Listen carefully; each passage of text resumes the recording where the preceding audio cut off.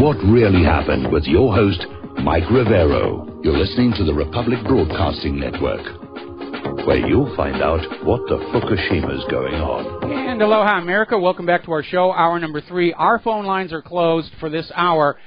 Joining us on the phone right now is Ellen Brown. She is an economic banking expert. She's done a lot of writing, been a huge admirer of this person for a long, long time. Ellen, thank you for spending time with us today. Thanks, Michael. I've been an admirer of yours as well. Oh, well, that's always good to hear. I wanted to get you on the show here to talk about things like the feasibility of Trump's infrastructure plan, and you had written an article about it saying that if Trump were to handle the infrastructure the way other countries have done, that it could actually cost 50% less than the usual method of borrowing money from the banks and then paying it back with interest. Do you want to expand on that, please? Yeah, well, China, for example, has built 12,000 miles of high-speed rail, and just in the last 10 years, which is basically during the time that we've been talking about it. And how do they do it? They fund it through, they own, I think, 80% of their banks. They used to own, or the state, the government used to own all their banks, but I think they're down to 80% now. But they own the big banks, the infrastructure bank and the central bank and so forth. And so they can borrow directly from their banks, which they own, and they get the interest, which is 50% of the cost of infrastructure on average in the U.S. over a long-term loan. So basically they get their loans for interest-free, cutting the cost in half, and then they can just build what they're basically drawing on their own credit, and can build whatever they decide to build, and the profits from the high-speed rail pays those loans back. But the trick, the secret to banking is that all banks just create the money they lend on their books. That used to be considered conspiracy theory, but now the Bank of England has acknowledged it, and the Bundesbank has acknowledged it. The Bundesbank just in April. The Bank of England, I think in 2014, said in their quarterly report, they said, contrary to popular belief, banks do not lend their deposits. They actually create deposits when they make loans. And, said the bank, 97% of the money supply, that would be the UK money supply, is created in this way. And the US money supply is basically the same.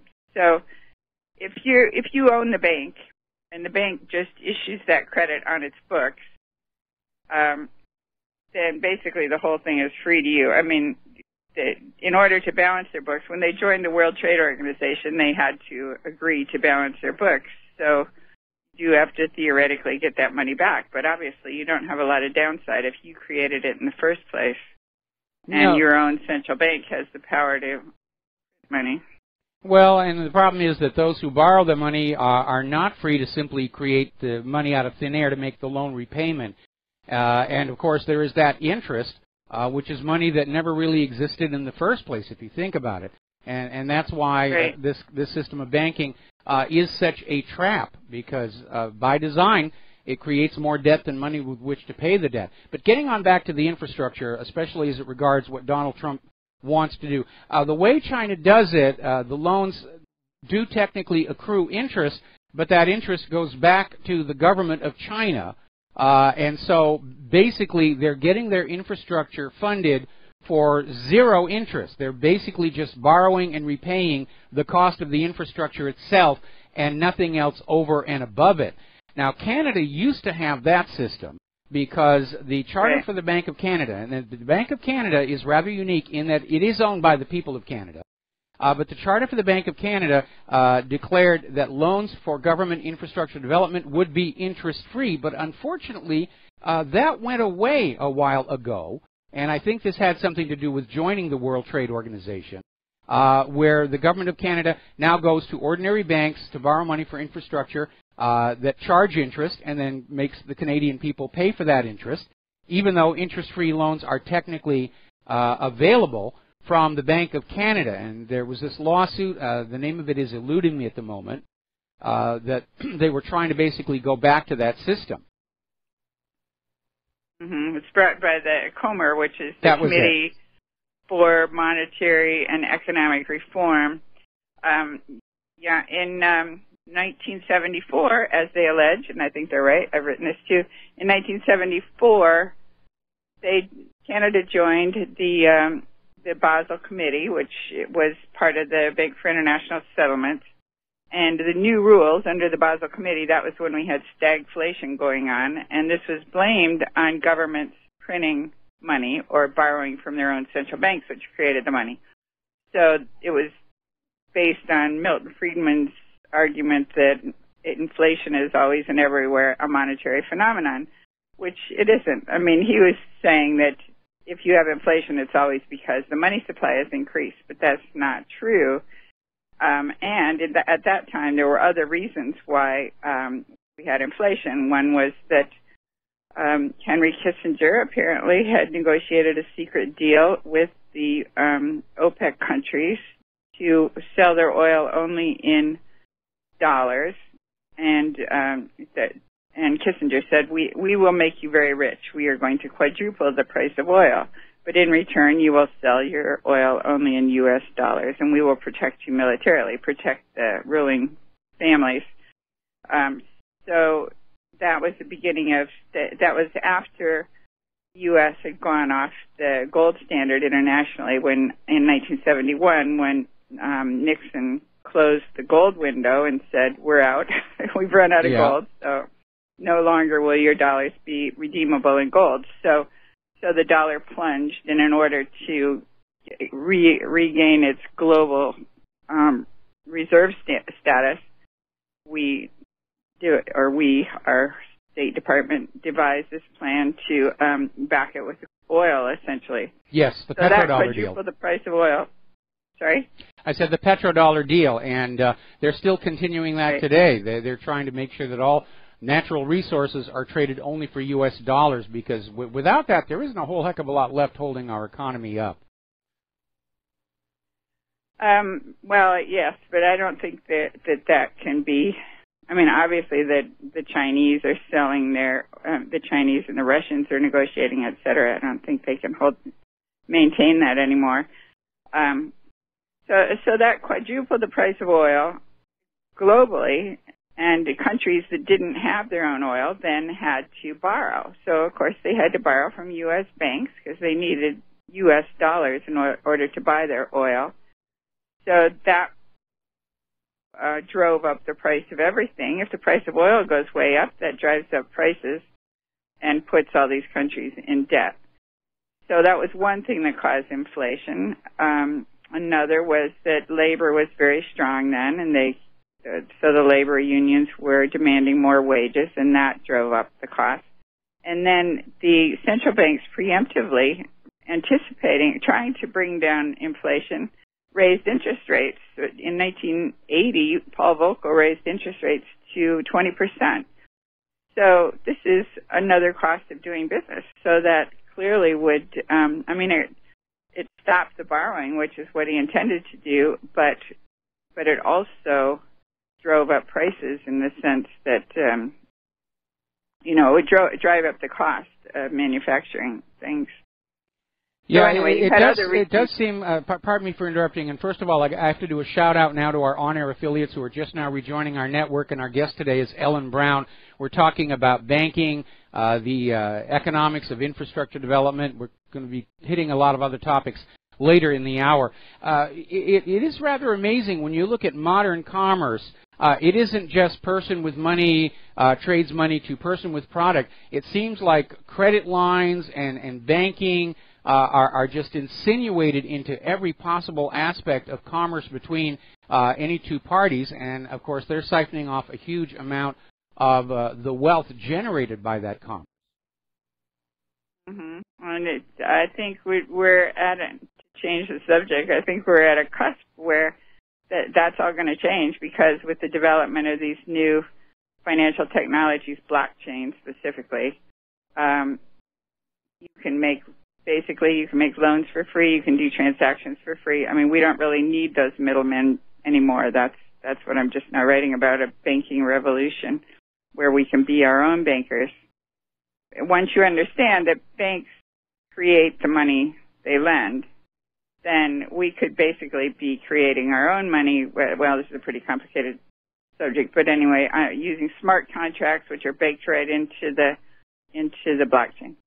So I think banks may be losing their hold, but I agree that up till now, there was German research showing that 40% of the cost of everything, on average, is interest. Even though you think, well, I didn't borrow anything to buy that, but to make the product all along the chain of production, all these little producers pay on credit. They pay their workers before they have a product to sell.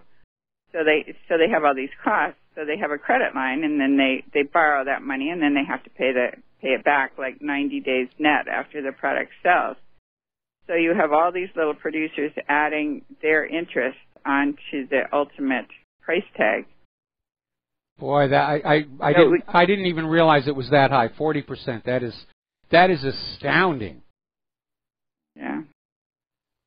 So that and you can see that where we've got this we've got basically two economies growing. I mean, there is a theory that there's a debt virus theory that the problem with the system is that all money is created at interest, and the interest isn't created in the original loan, and mathematically this is not sustainable. And I actually subscribe to that theory, but I get all kinds of pushback from people who say, well, you're not taking into account the velocity of money, that it's paid back monthly, and if the lender pays the money back into the market, he hires the borrowers to scrub his floors. It can work out mathematically. That's true. But the banks don't hire people to scrub their floors. I mean, that's what we're talking about in public banking, where you would put all the money back into the economy for the benefit of the people. But the way it is now, the lenders save the money and reinvest it. So it's just this huge parasitic system, financialized system, where they're gambling with the money. I mean, it grows and grows and grows exponentially on the financialized side. And on the physical side, where productivity happens, it can only grow linearly. I mean, that's the nature of nature. That's the nature of the physical world. True. That you can only build things one at a time. So it's a mathematical impossibility, and you can see that now that's what's clearly happening, because there's such a great divide now between the rich and the poor, where the upper, a handful of families owns as much as half the world. Everybody else, yeah. Well, I mean, it all really comes down to the fact that when you have a bank that is literally inventing money out of thin air, the instant they loan that first pretty printed piece of paper into circulation, more money is owed to that bank than actually exists. And that is really the root cause of why the debt continues to get out of control, why no matter how hard you work or how much you sacrifice, the debt can never be repaid. We're seeing that happen now in Greece. We're seeing it. We saw it happen in Cyprus. It's starting to happen all over the world. Simply because, as you say, the productivity is linear, and the more and more people are struggling with these bank-created debts, they have less and less with which to power the commerce. And we're seeing it with the harm to the retail sector of our economy. Prior to the 2008 mortgage-backed security fraud meltdown, roughly 60% of the U.S. economy was consumer spending. And that has now evaporated, and we're seeing iconic American retailers start to close their doors.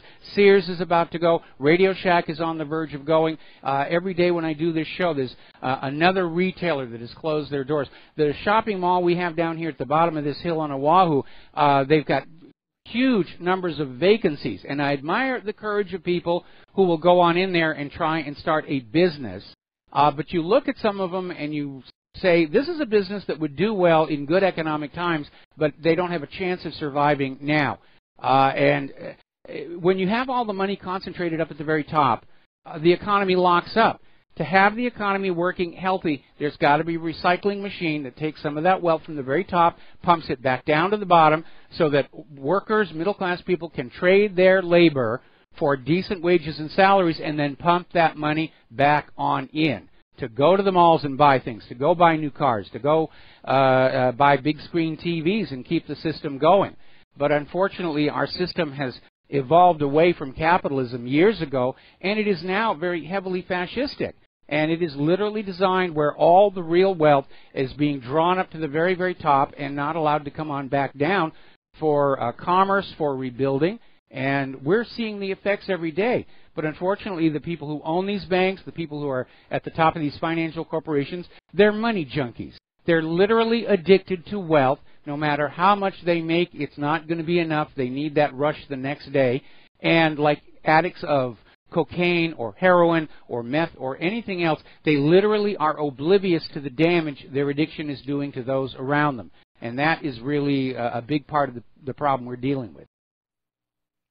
Right, and that's basically what public banking is all about. It's basically the Chinese model where you would put all the profits back into the system. I mean, basically they go to the taxpayers, and then they are spent on things that the taxpayers want to need, theoretically. I mean, I know in our current system, because it's so captured by big money, taxes don't seem to go into what we want and need. They go into wars abroad. Yeah, wars. Yeah. And Israel and all this other stuff. It is amazing. But when our country first started, I mean, we fought the revolution to break free of a private central bank, the Bank of England.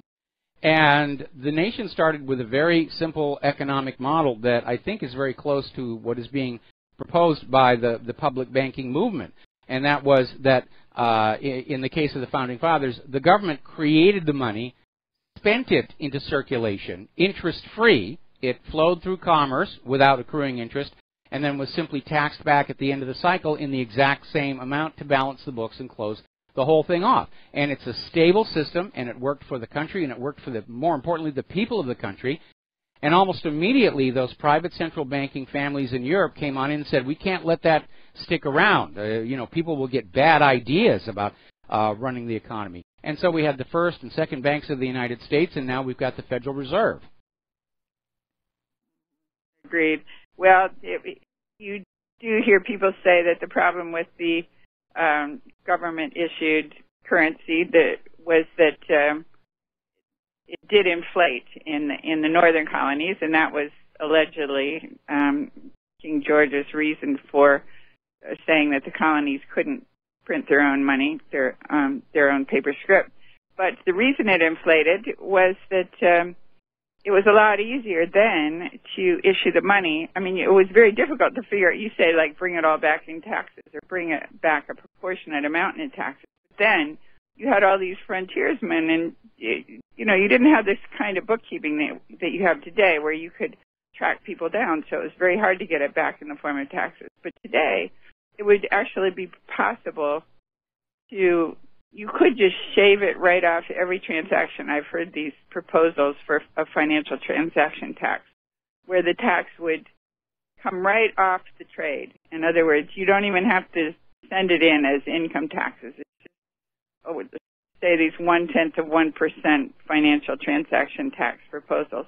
So it's just a little tiny shave, not like 10%, which is what we pay in sales taxes, but just a little tiny shave off of every trade, including all stock trades, all high-frequency program trading, all derivatives, all those money-making money things, which are currently untaxed, and are sales, just like the sales of products. They call them products. They call derivatives financial products. Why aren't they taxed as if they were products?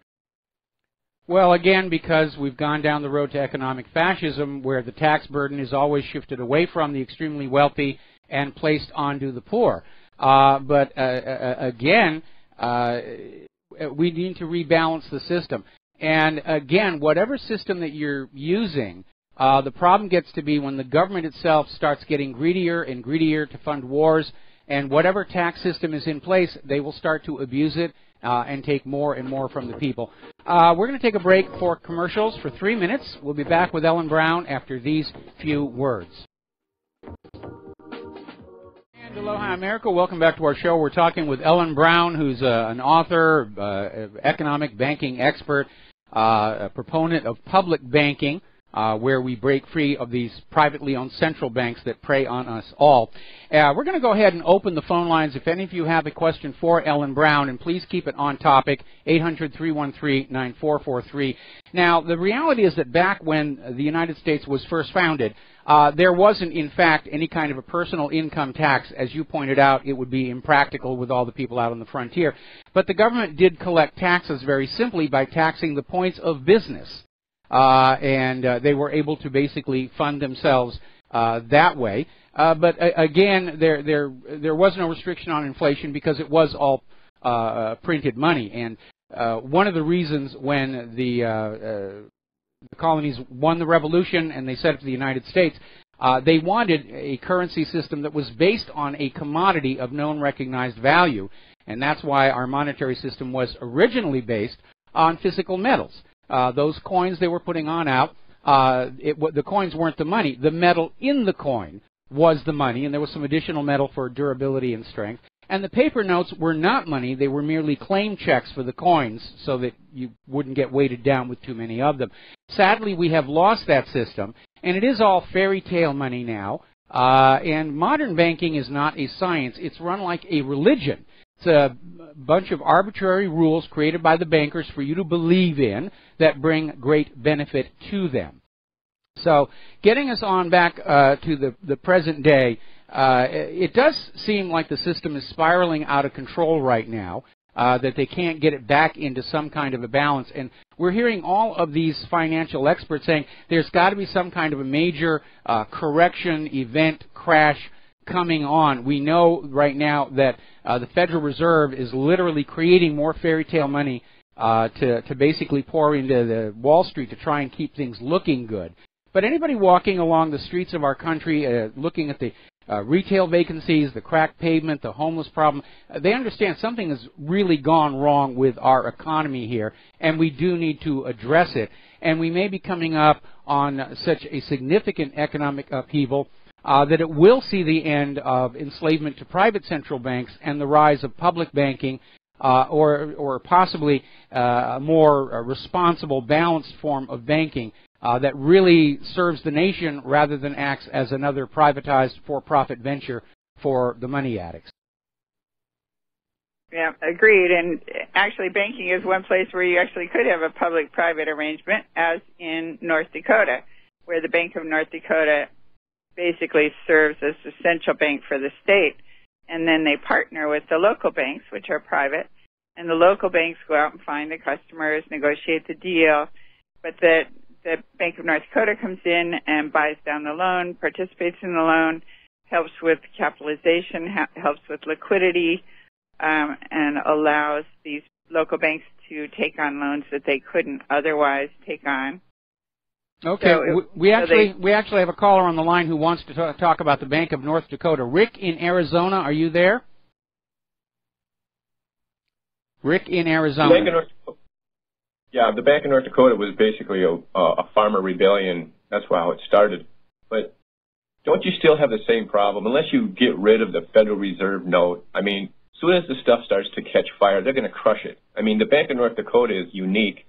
But just see what happens when you try to start another public bank. It's going to create a lot. They're going to start coming out against it, don't you think? Right now, yes. But we have a number of movements going, and first of all, states are realizing that they're getting screwed. Like California is the 6th largest economy in the world, and it pays a lot more to Washington than Washington pays back to us. We really should be our own country, but at the very least we should have our own bank.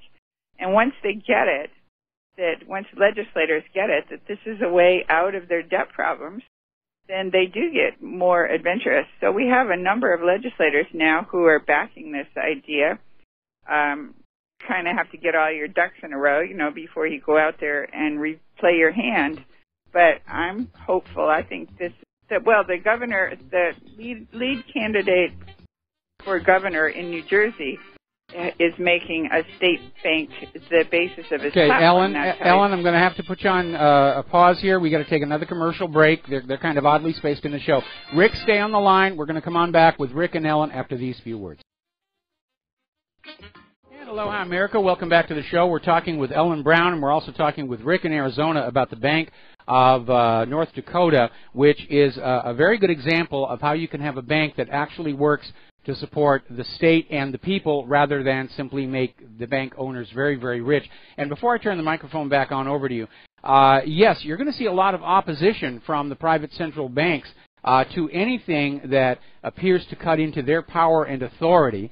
If you've ever read my article, All Wars Are Bankers' Wars, there's a very long history of these private central banks interfering in the affairs of nation-states to an often violent degree in order to preserve their control over the economy and their profits. The War of 1812 was started in part because of the U.S. government's shutting down the first bank of the United States. So we know that one of the possible motives for the assassination of John F. Kennedy was his creation of the United States note, which was an interest-free currency put into circulation, and that cut into the profits of the Federal Reserve. And then Kennedy was assassinated, the United States notes were taken out of circulation, and John J. McCloy, president of the Chase Manhattan Bank and president of the World Bank, was installed on the Warren Commission. And I don't care how good a banker he is, he was not qualified to investigate the murder of the president. So he probably was there to make sure that any indications of a link between Kennedy's economic policies and the assassination were never allowed to go public. So, Ellen, obviously you seem to think the Bank of North Dakota is a really good way to go and that we should all follow that pattern. Yes, well, I agree it's going to be difficult to get these banks set up, but I think if New Jersey prevails, for example, everybody else will follow when they see how well that model works. I mean, already it's because we have the Bank of North Dakota that we even have a movement going, because we have one model that's working actually brilliantly well. There was an article in 2014 in the Wall Street Journal that said the Bank of North Dakota was more profitable than JP Morgan Chase.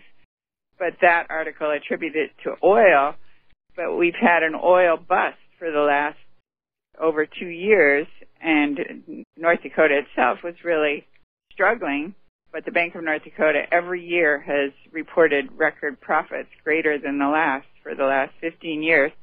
So they're just going like gangbusters. I mean, it's just a really good model. It's just a very efficient model. They have very low costs. They don't pay bonuses, fees, or commissions. They don't have private shareholders sucking out the profits. They don't actually have to have a lot of branches or tellers or ATMs because they're basically a banker's bank. You could have two guys sitting in an office and shuffling numbers around on a computer screen and just making things work. In other words, taking in the deposits of state, that's the model, that by law all of the state's revenues are deposited in the Bank of North Dakota, and then they are able to make loans like all banks do, but they're not actually lending their deposits. So they're actually leveraging their capital, and by now they've built up a very nice capital base. So they can basically make loans for whatever the state needs and do it at half price because the interest goes back to the state. So they're making low interest loans to local cities, and even the low amount of interest goes back to the state. So it's a win-win-win for the people. It certainly does. We've been hearing about the Bank of North Dakota for a while. Rick, do you have anything else to say here? Because we've got a caller on the line who may have to leave, and I'd like to switch over. I just want to say, just keep your eyes on North Dakota and see how bad they beat up on it. You know, there's international finance out there who would like to crush the state because of this bank, so just keep your eyes peeled on it. Thanks for the call. All right, thank you very much for the call. And obviously, as New Jersey moves to try and implement the same system, I imagine we'll see a big political stink raised about that. Peter in Dallas, aloha, welcome to the show. Do you have a question for Ellen Brown? Hi, Michael. Hey, I think the first time I called into you, I asked you to get Ellen Brown on the radio, and I was so pleased to hear her speaking when I turned you on today. Well, here she is. Thank you. Hey, I probably have a stupid question. I just can't figure out why it wouldn't work. I understand about the banking cycle. I've read your book, Ellen, and I get it. But is this a possibility? Could we simply have the federal government spend money into existence, tax without tax, and then let the inflation rate be the tax on the people every year. And then nobody pays taxes, and the tax is the inflation rate. I mean, it seems awfully simple. I'm sure there must be some reason why it wouldn't work. But yeah, because then you'd wind up in Zimbabwe territory where everybody's carrying around paper notes saying $100 trillion, and they would be seen as virtually worthless. The federal government overspends now. The problem is that wages are sticky. You can't really get wages to come up the same rate that you inflate, that you put money out there. So you're going to have a lot of people that just can't afford things. So then demand falls off, and it's a drain on the economy. It slows things. Well, I'm saying no one tax. The only tax that they would experience would be the inflation rate. No. You got to listen to what Ellen's saying. You've got to listen to what Ellen is saying because you've got to pay for your products with the same wages. So if things go up, if your rent goes up and you don't have the money in your wages, then you're not going to be able to pay your rent. So somehow you've got to get employers to keep in step with the inflation rate. I mean, it's a pretty hard system to regulate. It would be easier, it seems to me, to do a financial transactions tax instead of income tax, where you just shave a little bit off every transaction, including all these financialized transactions, which is actually where the big money is, much bigger than our little sales purchases. I mean, it would shift the tax burden back onto those who have the resources to pay the taxes. Peter, we're going to let you go here real quick, and before we take the next phone call, all right, bye-bye. Nice talking to you. Thanks for calling. Before we, let's go on to the next caller anyway. Jeff in Idaho, aloha. Do you have a question for Ellen Brown? Hi, Ellen. I was helping when Ron Paul was around in 2008, and this is a question like in regard to Joan Beyond with her when central banks rule the world. Your work, the British East India Company, the Dutch East India Company that have been doing the bankers' wars that Mike talked about for the past 350 years. Would a county model of the three with the county sheriffs work better than trying to whack a whole state like New Jersey at once? Because there's two systems going on. There's one of international commerce that's based on fiat money, and then there's the original, U.S. notes that were based on trade and hard currencies. Do you think that, if Trump was trying to come at you and from that direction, that you could maybe help him with some policies like that? I'm not quite sure I understand your question, but I agree that local is a good place to start. I mean, we have a lot of movements for cities to set up their own banks. The problem is you've got to have enough money in your city for deposits and capital to capitalize this bank. But cities are where you can reach your government, and have an influence, where it seems to me we really don't have any control over what goes on in Congress. But I didn't understand what you meant about influencing Trump. Using national notes, there's people that are working on getting back the original bankruptcy from the 33. Like the Rings of Power and your story in the Web of Dead about the Wizard of Oz, explaining that it's a banker allegory on different things. Right. It was very touching on how you put that together. But there's a lady in Alaska, Anna von Reitz, that is basically trying to get all of the stolen funds from the bankruptcies in 33 back in the hands of the people that would be at a community level. And that would be the touchstone point to basically bring this forward. Well, I hadn't looked at that, but that's interesting. Yeah, her website is Anna von Reitz, ANNAVONRETIZ.com, and paulstrammer.net has her postings daily. All right, well, we'll take a look at that. We'll definitely take a look. And thanks, guys. All right, Jeff, we're going to let you go. We're going to close the phone lines now because I'm sure Ellen has a lot more to say. We did get a question by email, though, and this is a good one. I get asked this all the time. What is the difference between a regular bank and a credit union? A credit union actually does lend its depositors money, so it doesn't do the same kind of leveraging that a depository bank does. And the credit unions are circumscribed by regulations. There was an actual effort to suppress the credit unions and that whole model. But it's a very good model in the sense that the credit union is owned by the customers, and so the profits basically go back to the customers. The difference between that and a public bank would be that a public bank is owned by the government. And the reason we want the government, like particularly your local government, to own the bank is that we want to be able to leverage our own money for our own communities rather than sending our deposits off to Wall Street where they earn whatever, some minuscule interest rate on the deposits, and then Wall Street lends the money back to us at a much higher rate, or does bond issues that are circumscribed by these interest rate swaps and so forth that wind up costing a fortune for local governments. I mean, we've gotten scammed many times by Wall Street. In fact, Wall Street they're known crooks. Yes. So we have this movement now to divest from Wall Street. But the question is, if you pull your money out of there, where do you put it? Because governments have way more money than a credit union could handle, or even local banks really don't want government money because they have to collateralize it at 110%, which means they have to put up actually more money as collateral than they get in deposits. So it doesn't really do them any good. Well, we're getting on back to the topic of inflation.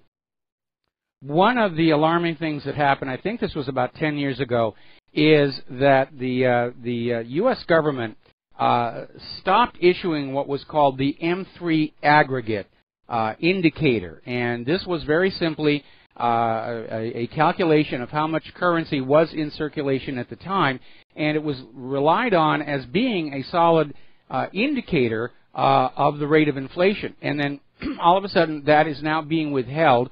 We know that the U.S. government's calculation for inflation is suspect because it does not include food and fuel, which are the two areas where inflation tends to show up first. So one of the problems I think we're all dealing with is that we can't rely on the information we are actually getting from the government about the state of the economy. We know the unemployment figure is an absolute joke. They're saying it's down 4 or 5% unemployment. Well, that's only the number of people who lost their jobs in the last couple of weeks. And behind them are more than 90 million legal American citizens willing and able to work who have not been able to find a job for months, if not years. And they're simply being treated like they don't exist anymore, because if they were being calculated in, the official unemployment rate would be above what it was during the Depression of the 1930s. And so it's kind of hard to figure out what's going on. But again, it's getting back to the point I made at the beginning. We're seeing all of these financial experts who are out there saying the system is on the edge of breaking. I have another question from you from the email. No, I'm sorry, that was the same question. Disregard that. So, Ellen, getting on back to infrastructure, one of the alarming things that we have been seeing happen is a cycle where a government, local, national, will use taxpayer money to build some piece of infrastructure. Then there is a hue and cry for it to be privatized, where it is being sold into possession of a corporation, sometimes foreign-owned. They put toll booths on it, and it almost seems like that is another form of scam, because since the taxpayers paid for it, it's the taxpayers' property. Should the government really have the ability to simply take something that the taxpayers paid for and turn it over to private ownership? But we're seeing this happen in Greece right now. We're part of this strangulation program coming down from the IMF in Brussels, is that Greece is being told they have to start privatizing more and more of Greek national assets. And I don't know where the end of that is going to be. Maybe the Parthenon is going to be a new decoration in front of a casino in Las Vegas or something, like they did with the bridge from London. But it almost seems like the end goal of all of this private central banking manipulation isn't to have all the money, because they know it's just made-up fairy tale money, but to actually take the real assets of the world and put them all in their pockets. It almost sounds like a return to feudalism, where instead of the people owning the land owns the people. and we're all just the serfs of the few ultra-rich lords and ladies. And it almost seems like civilization is going backward at this point. I agree. Feudalism is the goal. Do you remember Aaron Russo's movie where he said he had been befriended by a Rockefeller? It was Nick Rockefeller. Yes, I remember. Who thought he could bring Aaron Russo into the inner circle, and so he was divulging all these secrets. But Aaron Russo didn't agree to join. But he said, "Why do you care? Why do you want all this? You've already got all the more money than you could spend. What's the goal here?" And Nick Rockefeller said, "Well, the goal is we'll chip everybody, and then ultimately we'll chip everybody, and then we'll have, if they don't obey, then we just turn off their chip, or turn off the money in their chip. But then I know Catherine Austin Fitts thinks that the chip is about more than money. It's about mind control. Or once you've got this chip in you, then it's like becoming a robot, essentially." I'm getting into all this UFO stuff lately, but the original civilization was Sumer. That was the first language. The first everything practically was in Sumer, and it just appeared suddenly. I think it was 3,000 years ago right there basically in Iraq. Hey, they invented beer. They invented what? Beer. Right. Civilization part, excellent. There were two gods. There was Enlil and Enki, and Enlil just wanted a worker. They genetically manipulated us, and Enlil just wanted a worker race, like a race of cattle. So basically robots. He wanted no feelings, no awareness of right and wrong. All right, Ellen, on this topic, we're going to have to agree to disagree. And I really, for this last segment that we have coming up, let's get back to banking and economics, okay? So we're going to take another break. Okay, well, I just say one thing. I mean, the whole goal was basically transhumanism to turn us into robots. That part I understand. All right, we'll be right back. And aloha, America. Welcome back to the show. Last segment of our program. We're talking with Ellen Brown. And Ellen, I'm going to address your other topic here really, really quickly. Humans have existed pretty much in our present form for 500,000 years. We only have historical records going back a few thousand years, and it keeps pushing backward. But we really don't have any idea of how human civilization has evolved in the past and then been eradicated. For example, we don't know what human civilizations may have existed before the ice ages, and the glaciers would have simply ground it all away. Göbekli Tepe is estimated to date back 11,000 years ago. And so this idea that the Sumer just popped up out of absolutely nothing. They used to say the same thing about Egypt as well. Now they're finding out there were antecedents as well. So let's put away the flying saucers for a little bit. We have about 4 minutes left. Is there anything you want to share with our listeners? Okay, well, I'll just say the only thing that prompted me to look into that is this whole deep state thing. I mean, it just certainly looks like our new president just got captured by the deep state. He sure did. I am so disappointed. Yeah, and they've been pulling the strings for, you could argue, for 300 years, which would go back to the Bank of England. That's it. It's the people with the money. The people with the money. We used to have laws in this country limiting political contributions to candidates to keep them subservient to the people, and over time those laws have been whittled away, especially that Citizens United decision. And so Donald Trump isn't listening to Ellen Brown or Michael Rivero. He's listening to Sheldon Adelson. He's listening to Goldman Sachs. And that, unfortunately, does put us back on the verge of a new feudalism. Yeah, well, and I just wonder if once they get up there, they take them into a little room and they show them a video of the Kennedy assassination, or, I mean, I think they get threatened. I think they must, and we've heard rumors of such things. Yeah, well, it's obvious he did get corralled, and I think the lesson coming out of the last election is it almost really doesn't matter who gets voted into the White House. They're just a figurehead. The agenda for the deep state just continues on. More wars, more economic hardship, more deterioration. Of course, my political agenda last year during the campaign was more about not letting Hillary in there than so much supporting Trump. And had Bernie Sanders not had the nomination stolen for him, I probably would have supported Bernie Sanders as well. But I think more and more Americans are realizing that we have lost control of the government. It's under the control of the wealthiest families of this country. And some of those families acquired their wealth through very nefarious means in association with the CIA. But it feels to me like our country is on the verge of a Soviet-style collapse, and that might actually be the best possible outcome for the situation that we're in. It would certainly open the doors for the public banking movement as we rebuild the nation and say no more privately owned central banks, because they're tools of enslavement. They are not there to serve the people and the nation. They are there to make their owners rich on the backs of everybody else. So, well, and my hope is that when they realize there's no, I mean, the reason I keep writing and hoping to get some ideas out there is that you really could fix all this quite simply if you just, you know, take the blinders off and issue the money and pull it back. Issue it first and then pull it back. Yeah, but the private bankers don't want that. They want the system they have now where everybody pays them a piece of the action for all commerce. Ellen, got to let you go. It's the end of the show. Thank you very much for spending time with us today. We're going to be heading on out of here, and we're going to get something useful done with the rest of the day. Please take what you learn here, share it with everyone that you know. We will be back tomorrow here on Republic Broadcasting. Aloha, America.